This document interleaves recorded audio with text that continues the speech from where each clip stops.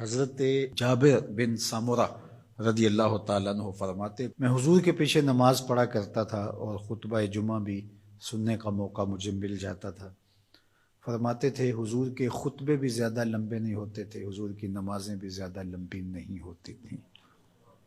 یہ ہے لوگوں کے ساتھ حضور کی نماز کا معاملہ، لیکن جب تنہا قیام کرتے ہیں تو اتنا لمبا قیام ہوتا ہے حتیٰ تتورم قدماہ، حضور کے مبارک پاؤں سوج جاتے ہیں، اور میرا رب رب ہو کے کہتا ہے، اے چادر اوڑھنے والے محبوب، ساری رات جاگا نہ کر، کبھی سو بھی لیا کر۔ اتنا لمبا قیام کرتے ہیں حضور۔ تو آپ کا انفرادی عمل آپ کی طاقت کے مطابق ہوگا، لیکن جب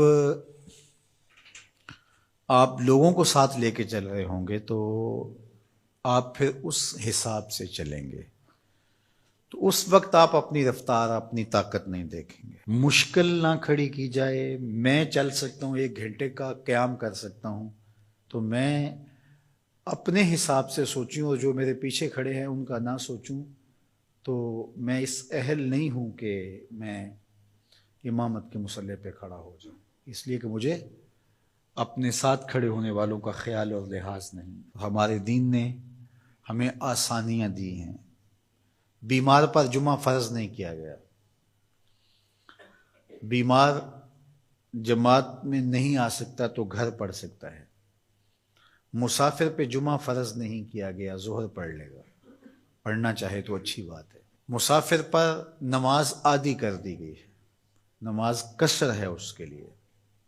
روزے میں اسے چھوٹ دے دی گئی ہے کہ وہ روزہ ترک کرنا چاہے تو کر سکتا ہے، رکھنا چاہے تو رکھ سکتا ہے، وہ اپنے سفر کا حساب لگا لے، اس کی صعوبت کتنی ہے۔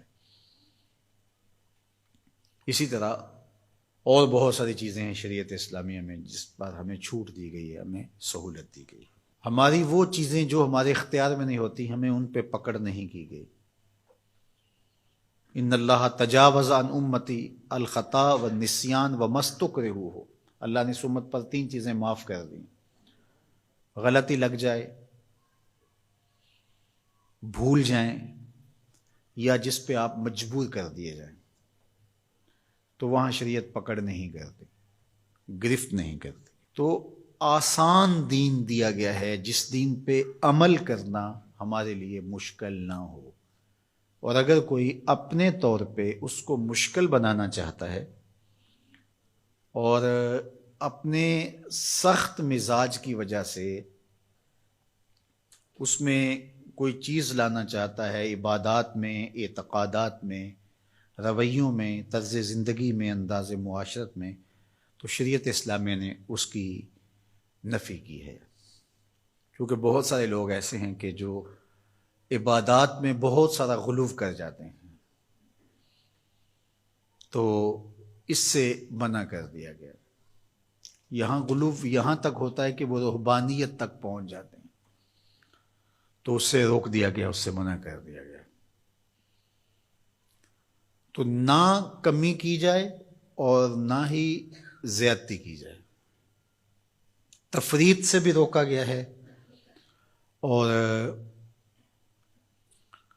غلو سے بھی منع کیا گیا ہے۔